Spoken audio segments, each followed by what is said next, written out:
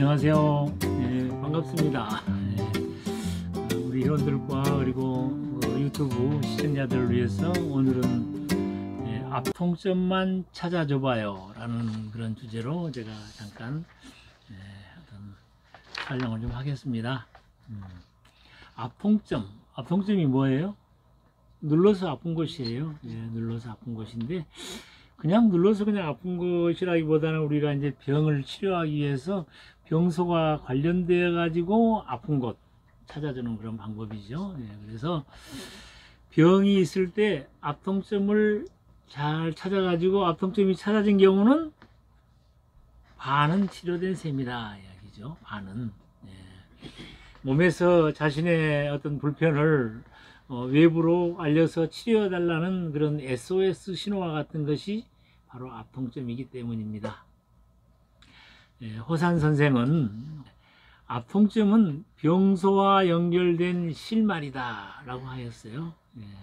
그리고 그 실마리를 잡고 역으로 이렇게 따라가 보면은, 역으로 이렇게 추적을 해 보면은 병소가 나타나는 근처에 이르게 되고, 그러면 벌써 그 병소 근처에 이르는 그 앞통점을 자극함으로써 벌써 치료가 된다는 거죠. 그래서 일반적으로 앞통점은 병소가 있는 바로 위에 이제 많이 나타나게 됩니다. 그런데 어떤 경우에는 전혀 무관한 장소에 우리가 생각할 때 거기는 병소와 관련이 없이 먼 곳인데 앞통점이 나타났다고 하는 경우가 있어요. 이런 것들에 대해서도 한번 그 깊은 이론, 예를 들어서 경락학설이라든지 혹은 또 공진구조의 원리에 원격치료의 원리 이런 것들을 따져서 찾아보면은 그래서 거기가 앞통점으로 나왔구나 라고 말할 수 있는데, 이 경우도 호산 선생은 그걸 찾느라고 수고하지 마라.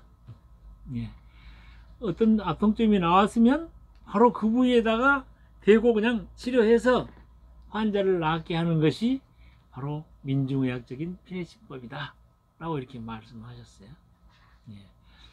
그래서 호산 선생의 어떤 경험에 비추어 피내침은 보통 어떤 경우에 주로 많은가 하면, 가장 흔한 게 요통, 좌골신경통, 그리고 뭐 이제 변비통, 뭐 무릎관절통, 이 정도가 많고, 간혹 위장의 문제, 그리고 또 이제 그 부인과 질환, 월경통, 생리통, 이런 것들을 이제 좀 보신다라고 이렇게 이야기를 합니다.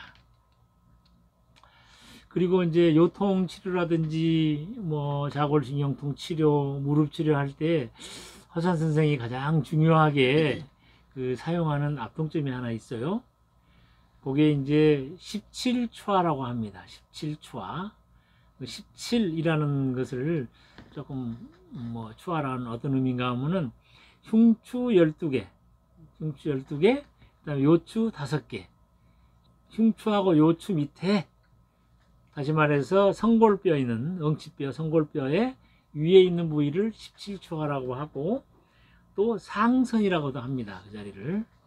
그래서 이 부분을 잘 쓰고 있는데, 그 다음에 이 17초화인 상선하고 또 이제 그 주변에 조금 배합하는 혈자리라고 하면 어떤 것들을 주로 많이 쓰셨나 하면, 요추 2번에 신유지실, 신유, 특히 요추 2번에 신장의 신유, 또 이제 그 아래로는 17초화 옆으로 있는 대장류, 그 아래 방광경이죠, 소장류, 방광류, 이 정도 많이 쓰이고, 요통, 자골신경통, 부인과 질환, 그리고 치질도 통증이 바로 멎는다는 거예요.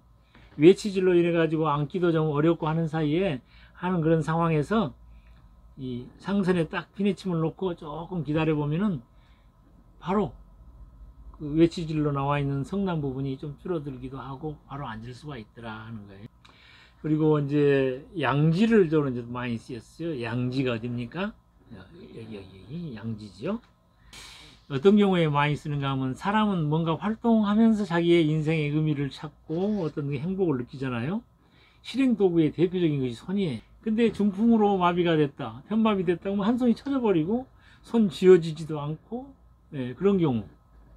또 이제 여러 가지 무리하게 손을 쓰거나 뭐 잘못 짚거나 뭐 이렇게 주먹을 잘못 다루었을 때라든지 이런 경우들 다 통틀어서 양지를 잘 놔주라. 근데 양지를 놓는데 어떻게 놓느냐? 예, 손목이 이렇게 있습니다. 손목을 구부려요. 제대로 구부려요. 왜 구부려요? 기라고 하는 것은 빨리 흐르려고 하기 때문에 표면으로 흐르는 경향이 있습니다. 그래서 최대로 주름이 없게 해서 이 손목 가운데인데 여기를 이렇게 또 잡아 당겨서 평창시켜요. 이런 상태에서 피내침을 안쪽이나 바깥쪽으로 주름 방향으로 놔주게 되는 거예요. 이 양지를 놔주게 되면은 중풍으로 오랫동안 팔을 이렇게 불편해 하던 분들이 앉은 자리에서 상당히 편해지게 느껴집니다. 여기에 더해서 이 앞통점하고 관련해 가지고 제가 꼭 말씀드릴 수 있는 것이, 앞통점이라고 하는 것은 병소가 이렇게 자기 아픔을 피부 표면에 나타내 주는 점이란 말이에요. 이랬을 때에는 그 틈새를 타고 이렇게 어떤 앞통점을 나타내 주는 거예요. 예. 그래서 근막과 근막 사이, 혹은 또 뼈와 뼈 사이, 예. 그래서 이제 요골과 척골이잖아요. 이 사이에 회종이라든지 이런 데가 조금 이렇게 앞통점이 나타날 수도 있고, 아니면 여기를 이렇게 벌려줘요. 이렇게 이게 굳어 있단 말이에요. 이게 계속 있는 동안에 여기에 어혈이 많이 쌓일 수도 있고 기가 정체되어 있을 수가 있어요.